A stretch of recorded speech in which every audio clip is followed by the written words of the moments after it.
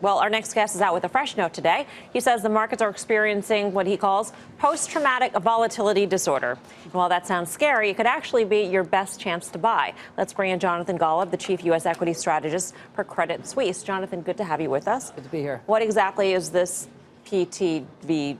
Yeah, PTVD. Yeah. I mean, bottom line is, if you have a spike in volatility that you can't explain with a piece of news flow, basically the market pops back unless you have something really broken. So we looked at in this report we had out this morning, and we said, is there a liquidity problem across markets? No. Is the volatility, is a pop in the VIX showing up in volatility in currencies and commodities and fixed income markets?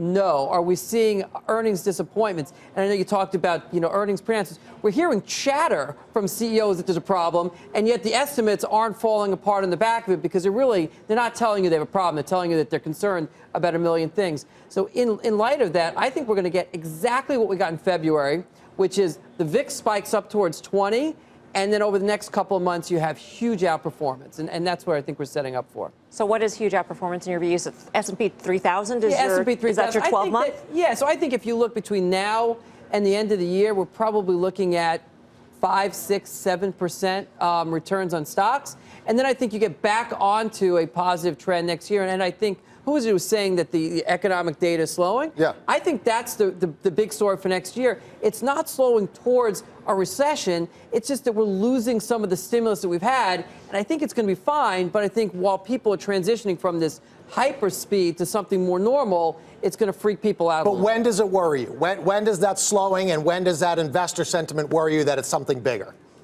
When there's a risk that it's actually a recession. I mean, the truth is that we're not a 3% economy anymore. We just don't have the underlying demographics. We're a 2 to 2.5 economy. We've been running hot. It'll slow down a little bit. I think that by the time we get towards the middle of next year, no one's going to care that we're running a little bit slower.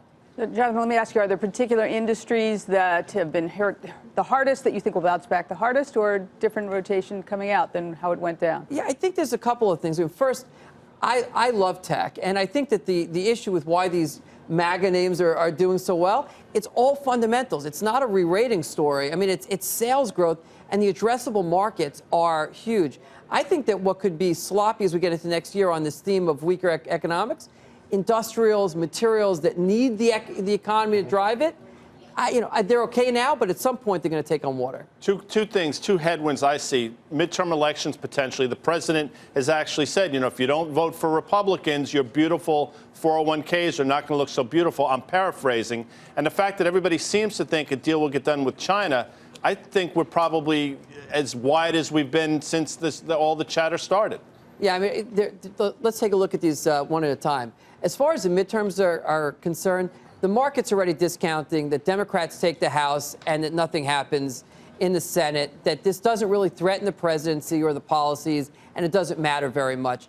On the other hand, if you had a Democratic sweep, it would have to be a big sweep to really threaten the presidency, and that's what really, that's where the chatter is. So it's probably more noise than anything else. With respect to China, I think maybe if we step back, I think the big issue is this is probably a fight worth fighting. I mean, we have a raw deal on a whole variety of trade issues. No one's wanted to, get their hands dirty. It's a fight worth fighting because you still think the S&P 500 will go higher. I mean, you're still saying S&P 3000. But I don't. But listen, do I think that if we end up in a full-blown trade war, it's a disaster.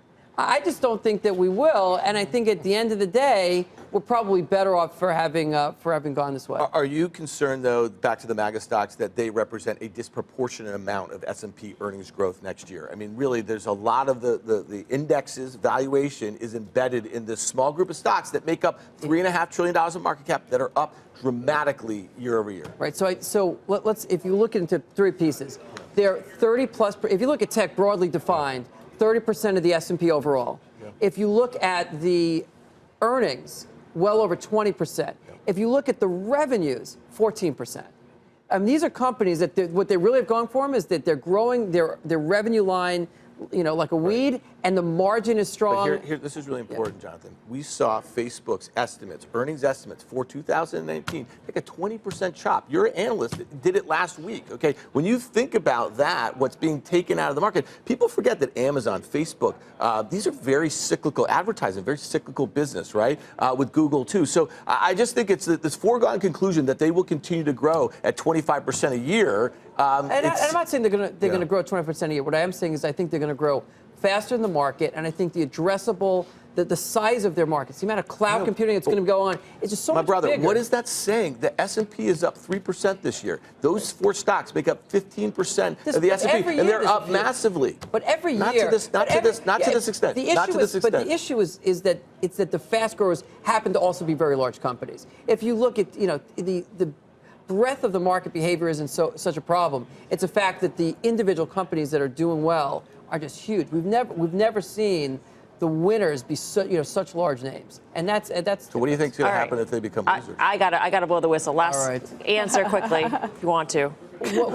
If they're losers because the multiple comes down because investors lose? What if each one of them have an idiosyncratic issue the way Facebook did, leaving 30% of its value? If the underlying earnings are a problem, you have a problem. All right. If the earnings aren't, okay. Thank you, Jonathan. Thank you. Jonathan Golub, Credit Suisse. He'll never come back. He's never going to come back. No, we'll come back. All right, thank you. What'd you do today? Did you? I know. No, it wasn't a hey brother. It was my brother. It was my brother. That's serious business when you do a my brother. Today was interesting for me. I don't know if it means anything. 24 hours does not a day make, but I'll say this. The fact that the market was down and the VIX was lower today. We did something over at what do we call that thing? The smart board? Plasma. Yeah, the smart board a week or so ago, and we said some of the things need to be in place for a market bottom. They were the market's down and the VIX is down.